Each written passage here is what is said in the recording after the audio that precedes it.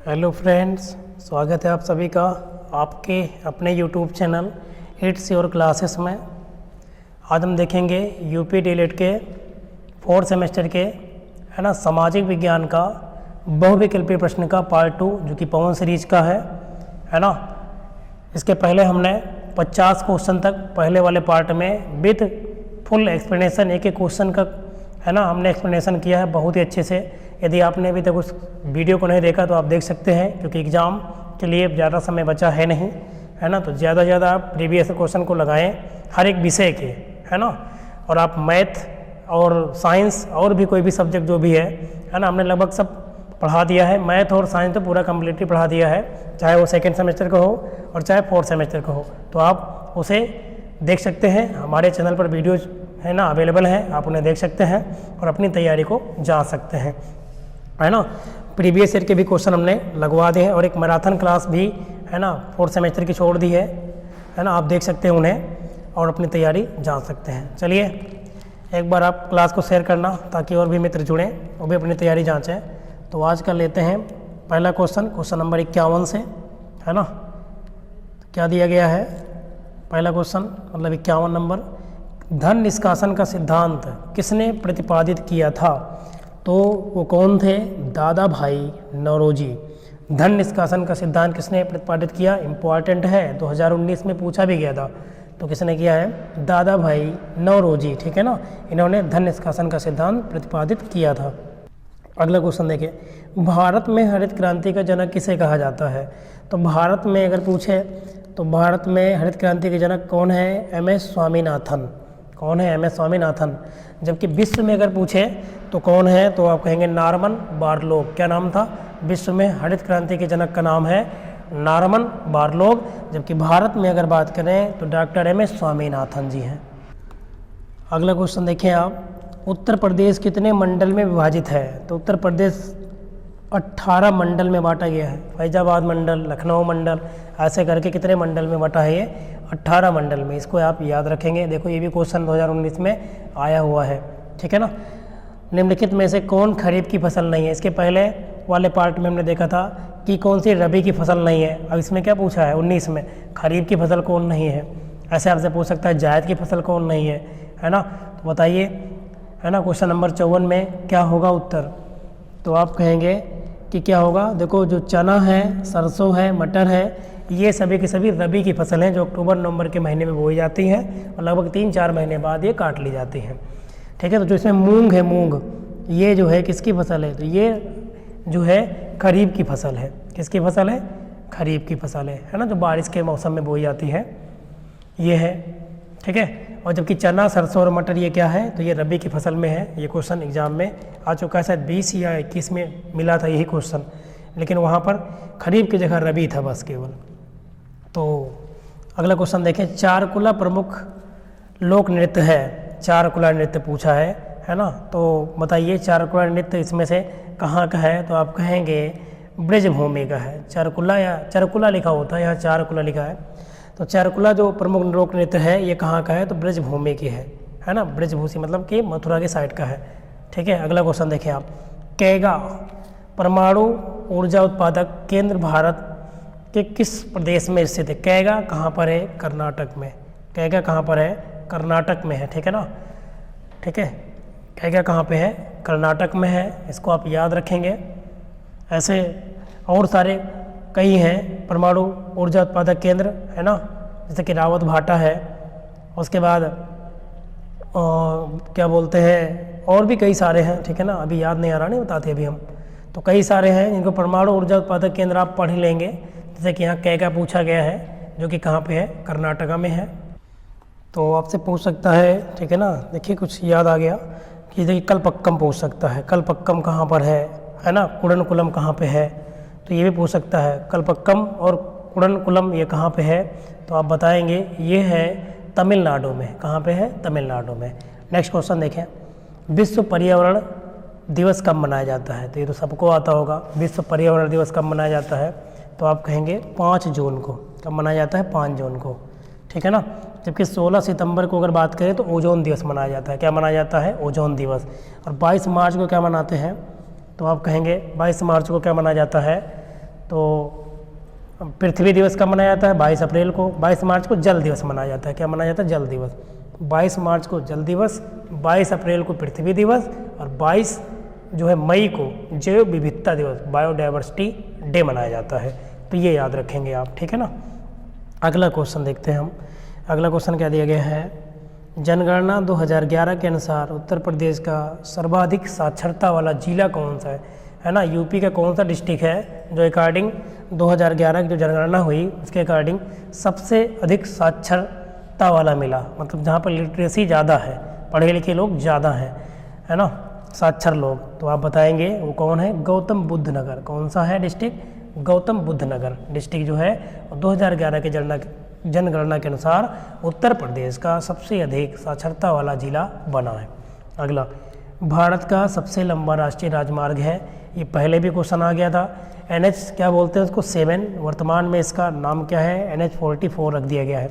NH 44 है ना, क्या है? National highway number 44। चलिए हम क्वेश्चन देखते हैं अगला। योजना आयोग के स्थान पर नीति आयोग की स्थापना है ना कब हुई थी, ये बताना है। तो योजना आयोग के स्थान पर नीति है ना आयोग की स्थापना हुई थी 1 जनवरी 2015। कब हुई थी? 1 जनवरी 2015 को, ठीक है ना। इसके पहले इसका नाम क्या था? योजना आयोग। वर्तमान में नीति आयोग है ना, नीति आयोग, नीति आयोग नाम है, ठीक है। और इसका जो अध्यक्ष होता है कौन होता है? प्रधानमंत्री। वर्तमान में कौन है नीति आयोग के अध्यक्ष? तो आप कहेंगे नरेंद्र मोदी, ठीक है ना, श्री नरेंद्र मोदी जी। चलिए तो 2015 1 जनवरी 2015 रहेगा पूरा, अगर डेट पूछता तो। यहाँ 2015 दिया है तो हमने वो बता दिया।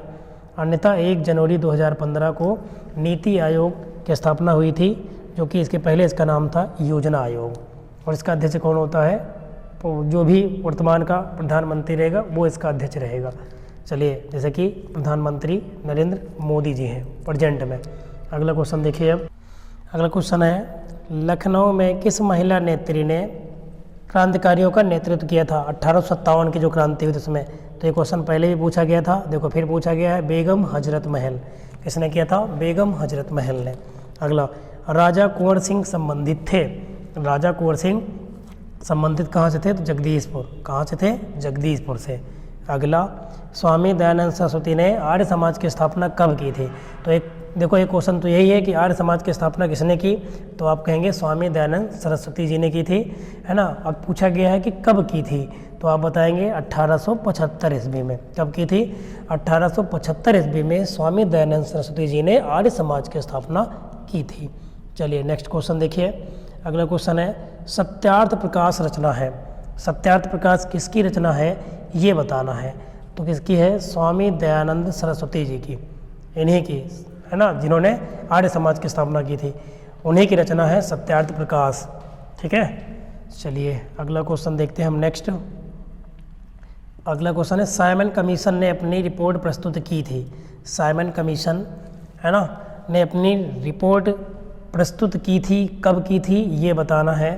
तो आप कहेंगे 1930 ईस्वी में।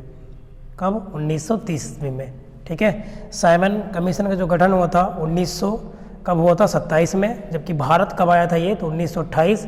और इसने अपनी जो रिपोर्ट दी वो कब दी? तो आप कहेंगे 1930 ईस्वी में। अगला, मेरा धर्म राष्ट्र मेरा धर्म है, जन सेवा मेरी पूजा। ये मिशन था किसका? राष्ट्र मेरा धर्म है और जन सेवा, लोगों की सेवा मेरी पूजा। ये मिशन किसका है था? तो ये हमें बताना है। तो ये मिशन था लाला लाजपत राय का। लाला लाजपत राय जिन्होंने गदर पार्टी की स्थापना की थी, ठीक है ना। अगला, देश बंधु कहे जाते थे। देश बंधु किसे?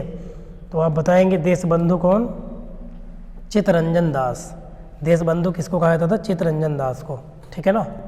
अगला क्वेश्चन देखते हैं हम नेक्स्ट क्वेश्चन हम देखेंगे। अगला पेज लेते हैं, ये रहा। भारत के प्रथम उप प्रधानमंत्री थे। भारत के प्रथम उप प्रधानमंत्री कौन थे ये बताना है। तो बताइए कौन थे? और ये गृह मंत्री भी बने थे।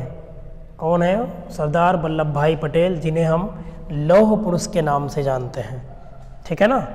सरदार वल्लभ भाई पटेल, जिनकी प्रतिमा भी बनाई गई है, आपको पता होगा, कहाँ बनाई गई है, कमेंट करके आप बताएं।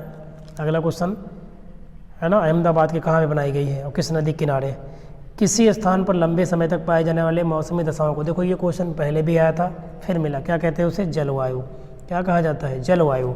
जब कोई किसी एक ही स्थान पर लंबे समय तक मौसम की दशा बनी रहे तो उसे क्या कहा जाता है, उसे कहते हैं जलवायु। ठीक है। सुनामी घटना घटित हुई, सुनामी की घटना कब घटित हुई ये बताना है। तो 2004 ईस्वी में सुनामी आई थी। तो सुनामी की घटना जो है 2004 ईस्वी में हुई थी। कब घटी थी, 2004 में, आप बताएंगे। चलिए अगला क्वेश्चन देखिए। अगला क्वेश्चन क्या दिया गया है, ये देखें, ये केमिस्ट्री का क्वेश्चन है ना, आ गया यहाँ पे, लेकिन आता है क्योंकि ये सामाजिक अध्ययन पढ़ रहे हैं आप। बॉक्साइट किस धातु का अयस्क है। तो जो बॉक्साइट होता है ये किसका अयस्क है, तो आप कहेंगे एल्यूमिनियम का। किसका अयस्क है, एल्यूमिनियम का। बॉक्साइट जो होता है एल्यूमिनियम का अयस्क होता है। ठीक है ना। अगला क्वेश्चन आप देखें, कोलार के खानों का संबंध किस धातु उत्पादन से संबंधित है। तो एक क्वेश्चन तो यही भी पूछा था कि कोलार की खान कहाँ है ना, भारत में कहाँ पर, किस स्थान पर। तो आपने पढ़ा था कहाँ पे है, कर्नाटक में, कर्नाटक राज्य में। ठीक है ना। तो कोलार की खान का संबंध किससे था, तो आपने वहाँ पढ़ा था सोना, है ना, सोने की खान। तो सोना से संबंधित है। ठीक है ना, इसमें सोने वाला सोना नहीं है ना, धातु सोना जो है, ठीक है ना, जिसके आभूषण बनाए जाते हैं। तो अगला क्वेश्चन देखिए, सबसे अधिक चीनी मिलों की संख्या किस प्रदेश में है। सबसे ज़्यादा चीनी की जो मिल है, शुगर की मिल है, वो कहाँ पे है। तो क्लियर सी बात है, कहाँ पे है, महाराष्ट्र में। यूपी में नहीं है, नहीं तो देख के आप जनसंख्या के आधार पर मार दें, यूपी कहाँ पे है, महाराष्ट्र में है। ठीक है ना। सबसे ज़्यादा चीनी की मिलों की संख्या कहाँ पे है, महाराष्ट्र में। ठीक है।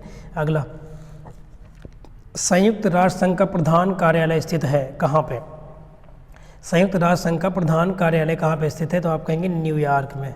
कहाँ पे है, न्यूयॉर्क में। संयुक्त राष्ट्र संघ को इंग्लिश में क्या कहते हैं, यूएनओ, यूनाइटेड नेशन ऑर्गेनाइजेशन। इसकी स्थापना कब हुई थी, ये भी पूछा जा चुका है ना। देखो है ना, कब हुई थी, 24 अक्टूबर 1945 ईस्वी को। ठीक है ना, संयुक्त राष्ट्र संघ की स्थापना हुई थी। और इसका प्रधान कार्यालय पूछे तो कहाँ है, न्यूयॉर्क में। ठीक है ना। चलिए अगला क्वेश्चन देखते हैं हम नेक्स्ट। हथकरघा उद्योग है, ये क्वेश्चन भी एग्जाम में पहले भी आ चुका है और देखो फिर 18 में भी पूछा गया है। हथकरघा उद्योग, तो कहीं ना कहीं आप इससे निष्कर्ष निकाल सकते हैं कि एग्जाम में पूछा जाएगा, है ना। तो कुटीर उद्योग, ये पहले भी आपको पढ़ाए थे, फिर ये मिला, पहले वाले पार्ट में भी ये क्वेश्चन था। ठीक है ना। अगला क्वेश्चन देखें, किस तिथि को मंगल पांडे को फांसी दी गई। मंगल पांडे को किस डेट को फांसी दी गई थी, ये बताना है। तो बताइए किस तिथि को दी गई थी। तो 1857 की क्रांति में ही हुई थी, लेकिन कब, 8 अप्रैल 1857 को मंगल पांडे को फांसी दी गई थी। याद रखेंगे आप, 8 अप्रैल 1857 ईस्वी को मंगल पांडे को फांसी दी गई थी। अगला, भारत छोड़ो आंदोलन प्रारंभ किया गया, ये क्वेश्चन भी पहले भी आ चुका है 1942 में। कब, 1942, देखो फिर आया है। तो एक एक क्वेश्चन कई बार जो है पूछे गए हैं। तो आप जितना ज़्यादा हो सके हर एक सब्जेक्ट के प्रीवियस ईयर के क्वेश्चन लगाएं, है ना। और कहीं दिक्कत हो तो उन्हें आप अच्छे से क्लियर कर लें, अभी समय है। तो चलिए नेक्स्ट क्वेश्चन देखते हैं हम। क्वेश्चन नंबर 78, गांधी जी की दक्षिण अफ्रीका से लौटने के बाद प्रथम सफल सत्याग्रह आंदोलन कहाँ प्रारंभ किया गया था, ये बताना। तो आप बताएंगे कहाँ पे, बिहार के चंपारण ज़िले में, बिहार के चंपारण ज़िले में। ठीक है ना। ये कब हुआ था, अगर कब किया था बताएंगे आप, 1917 ईस्वी में। कब, 1917 ईस्वी में बिहार के चंपारण जिले से, है ना, सबसे पहले सफल सत्याग्रह आंदोलन का प्रारंभ किया गया था, जो किसके लिए था, नील की खेती के लिए। ठीक है ना।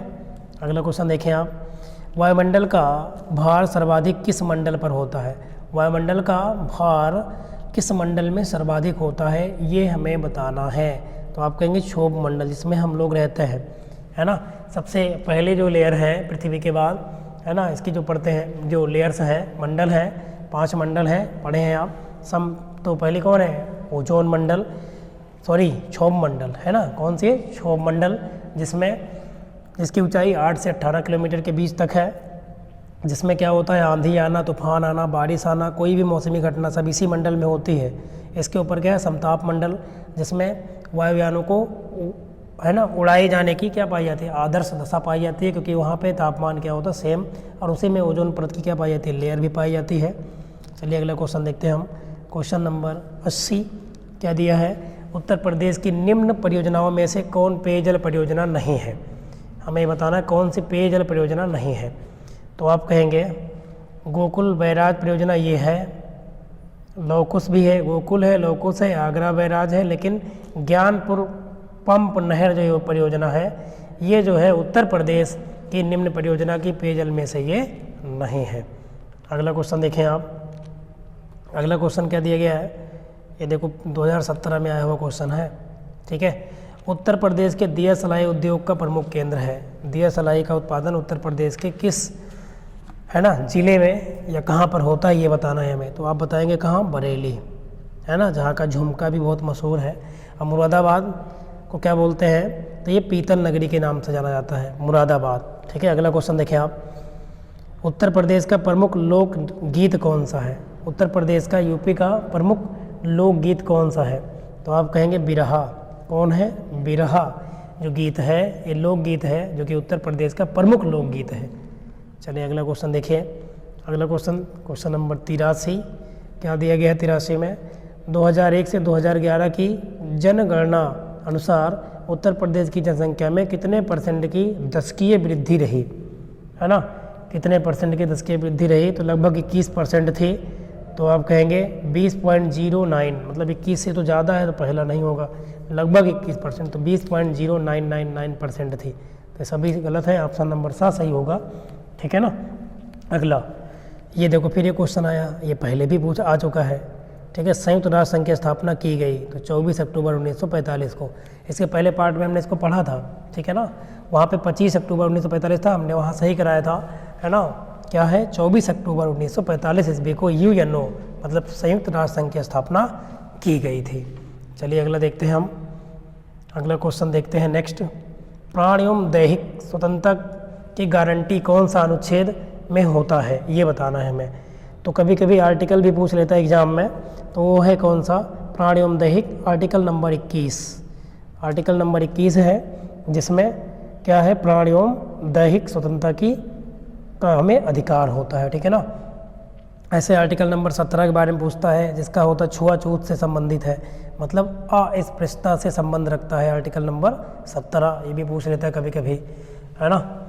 चलिए अगला क्वेश्चन देखिए। विधि के समक्ष समानता का अधिकार भी पूछ लेता है आर्टिकल नंबर 14, ऐसे पूछता है क्वेश्चन। हिमालय पर्वतमाला की सर्वोच्च चोटी है, सबसे ऊंची चोटी हिमालय पर्वतमाला की कौन सी है ये बताना है। तो आप कहेंगे माउंट एवरेस्ट। हिमालय पर्वतमाला की सबसे ऊंची चोटी क्या है, माउंट एवरेस्ट, जो कि कहाँ पे है, नेपाल में, है ना, जिसकी वर्तमान में ऊंचाई कितनी है, लगभग 8848.85 मीटर इतना है। अगला क्वेश्चन देखिए। अगला, कंचनजंगा कहाँ पे है, सिक्किम में है, ये सब तो आपको आता होगा। अगला, कौन सा तत्व किसी स्थान विशेष की जलवायु को प्रभावित नहीं करता। ऐसा कौन सा इसमें से तत्व है जो किसी स्थान विशेष की जलवायु को प्रभावित ही नहीं करता है, कोई इफेक्ट नहीं पड़ता है इससे। तो आप बताएंगे कौन सा होगा वो, खनिज संपदा। खनिज संपदा से, है ना, ये जलवायु को नहीं प्रभावित करता। बाकी पर्वतों की स्थिति करती है, ये क्वेश्चन पहले पूछा भी गया। भूमध्य रेखा से दूरी ये भी करेगी। प्राकृतिक वनस्पतियों का अगर विनाश हो रहा है, नष्ट हो रही है तो भी करेगी। खनिज संपदा जो है ये किसी, है ना, विशेष स्थान की जलवायु को प्रभावित नहीं करती है। चलिए अगला क्वेश्चन देखते हैं हम। नाना साहब दत्तक पुत्र थे किसके, नाना साहब किसके दत्तक पुत्र थे ये बताना है। तो आपको पता होना चाहिए बाजीराव, किसके थे, बाजीराव, ठीक है ना। अगला क्वेश्चन, कुंवर सिंह किस राज्य के जमींदार थे। कुंवर सिंह किस राज्य के जमींदार थे ये बताना है। तो जो कुंवर सिंह थे वो जगदीशपुर, है ना, राज्य के क्या थे, जमींदार थे। कुंवर सिंह जगदीशपुर राज्य के जमींदार थे। जगदीशपुर जो कि शायद बिहार में पड़ता है, वहाँ के। अगला 90 नंबर, संविधान सभा के अस्थाई अध्यक्ष थे। अस्थाई, है ना, स्टेबल जो अध्यक्ष थे कौन थे ये बताना है। तो आप कहेंगे डॉक्टर राजेंद्र प्रसाद।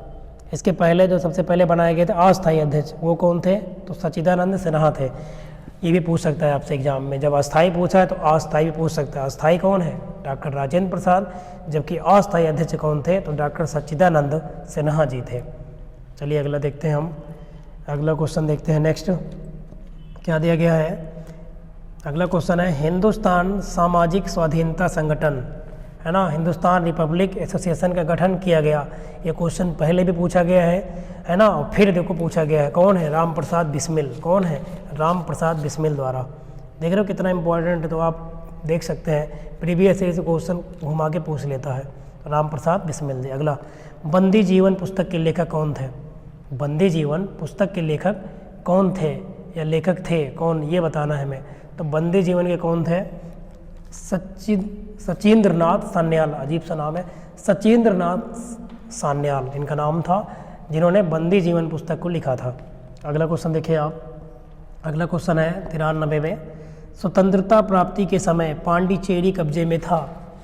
किसके कब्जे में था? स्वतंत्रता प्राप्ति के समय, है ना, पांडिचेरी पर किसका कब्जा था ये हमें बताना है। तो वो फ्रांस के कब्जे में था, जबकि जो गोवा है वो किसके? पुर्तगाल के था। ठीक है ना। अगला क्वेश्चन हम देखते हैं, क्वेश्चन नंबर 14। क्या दिया गया है 14 में? किस राज्य के कुल भौगोलिक क्षेत्र के सबसे कम भाग पर वनों का विस्तार पाया जाता है? ऐसा कौन सा राज्य है जिसके भौगोलिक क्षेत्र के सबसे कम भाग पर मतलब कम वन पाए जाते हैं? तो वो है हमारा कौन सा? हरियाणा। कौन है? हरियाणा। ठीक है ना। अगला क्वेश्चन देखें आप। देश के सर्वाधिक क्षेत्रफल पर पाए जाने वाले वन हैं, कैसे वन हैं ये बताना है हमें। तो जो वन है देश के सबसे अधिक क्षेत्रफल पर जो पाए जाने वाला वन है वो कैसे वन है? उनका नाम है उष्णार्द्र पतझड़ वन है। उष्णार्द्र पतझड़ वन है। ठीक है ना। चलिए अगला क्वेश्चन देखिए, मौसम कैसे बनते हैं? अगला क्वेश्चन है कि मौसम कैसे बनते हैं ये बताना है हमें। तो पृथ्वी के परिक्रमण के कारण ही क्या होता है? मौसम की क्रिया होती है। घूर्णन के कारण नहीं, परिक्रमण जब करने लगती है तब उस समय मौसम क्या होते हैं? बनते हैं। ठीक है ना। अगला पेज लेते हैं और इसमें 2 पार्ट कंप्लीट हो जाएगा और बहुत अच्छे से हमने क्वेश्चनों का एक्सप्लेनेशन किया है। कुछ क्वेश्चन केवल बचे हैं, बाकी सबका एक्सप्लेनेशन हमने बहुत अच्छे से किया था। देखेंगे क्वेश्चन नंबर 97। आर्कटिक बिलो है। आर्कटिक बिलो क्या है ये बताना है कि आर्कटिक बिलो क्या है। तो ये एक झाड़ी का नाम है। आर्कटिक बिलो क्या है? झाड़ी का नाम। याद रखेंगे आप, है ना। पर्वत का नाम देख के पर्वत नहीं मानेंगे आप, गड़बड़ हो जाएगा। बांध का भी नाम नहीं है, वन का भी नाम नहीं है। तो आर्कटिक बिलो क्या है? एक झाड़ी का नाम है। ठीक है ना। अगला, सीसी का नाम है। सीसी क्या है? आपने सुना होगा, सीसी एक प्रकार की मक्खी होती है, सीसी जिसे कहते हैं। ऐसे लिखा जाता है टी, अच्छा इसमें लिखा तो है टीएसई मतलब यही है ना। सीसी ये पढ़ते हैं सीसी। ये क्या है? एक प्रकार की मक्खी होती है। ठीक है ना। अगला क्वेश्चन देखिए आप। अगला क्वेश्चन क्या दिया गया है? मलेरिया की दवा कुनैन बनाई जाती है। ये तो आपको आता ही होगा, सिनकोना के वृक्ष के छाल से। ये मोस्ट इम्पॉर्टेंट क्वेश्चन है ना। विज्ञान में भी पूछ सकता है ये कि जो मलेरिया की दवा है जिसका नाम क्या होता है? कुनैन। मलेरिया की दवा का नाम क्या है? कुनैन। जो कि बनाई किससे जाती है? तो आप कहेंगे सिनकोना वृक्ष की छाल से। किससे बनाई जाती है? सिनकोना एक वृक्ष होता है, उसकी छाल से बनाई जाती है मलेरिया की दवा। तो पहले पार्ट में हमने 50 तक क्वेश्चन किए थे, दूसरे में हमने 99 मतलब लगभग 100 तक क्वेश्चन कर लिए। अब बाकी जो बचे हुए क्वेश्चन हैं उसको हम अगले पार्ट में कंप्लीट कर लेंगे। इस तरह सामाजिक विज्ञान के जितने भी ऑब्जेक्टिव हैं वो तैयार हो जाएंगे आपके। 2-3 बार आप वीडियो देखना। ठीक है ना। तो बहुत अच्छे से क्लियर हो जाएगा, क्योंकि 15 नंबर की बात है। 15 नंबर मतलब काफ़ी नंबर, 50 में से 15 नंबर बताओ, केवल ऑब्जेक्टिव का ही रहेगा। ठीक है। बाकी 35 नंबर का पेपर होगा टोटल, जो बचा रहेगा वो 15 नंबर क्या आपका ऑब्जेक्टिव होगा। और आपको पता ही है कि बैक बहुत लगती है बीटीसी में, या डीएलएड जिसे कहते हैं हम। कारण क्या है? क्योंकि कोई सही से पढ़ता है नहीं, और 50% मार्क पाना इसमें मस्ट भी होता है, कंपलसरी है। उसके नीचे अगर नंबर जाता है तो फिर सब्जेक्टों में बैक लगती है, और 2 से ज़्यादा में अगर बैक लगी तो फिर क्या हो जाता है? सेमेस्टर ही पूरा बैक हो जाता है ना। सेमेस्टर ही क्या हो जाता है? बैक हो जाता है। तो इसलिए समय है आपके पास, अच्छे से मेहनत करें, तैयारी करें, क्योंकि यहीं तक नहीं, क्योंकि ये सब जो क्वेश्चन होते हैं ना, यही जो बीटीसी डीएलएड में जो आप पढ़ते हो सेमेस्टर वाइज, यही आगे चल के टेट सीटेट में, यहाँ तक कि सुपर टेट में भी यही सब क्वेश्चन आते हैं। तो अच्छे से पढ़िए, है ना। तो हमने आपको 2 पार्ट में लगभग 100 क्वेश्चन कंप्लीट करा दिया। तो कैसा लगा क्लास और हमारे समझाने का तरीका आप कमेंट करके ज़रूर बताएंगे। इससे एक मोटिवेशन मिलता है नेक्स्ट वीडियो लाने के लिए, नेक्स्ट पार्ट बनाने के लिए, ठीक है ना। तो आप लगातार हमसे बने रहें, यहाँ तक पूरी क्लास को आपने देखा, इसके लिए आप सभी का बहुत बहुत धन्यवाद। मिलते हैं इसके लास्ट पार्ट में ऑब्जेक्टिव को लेकर बहुत जल्द।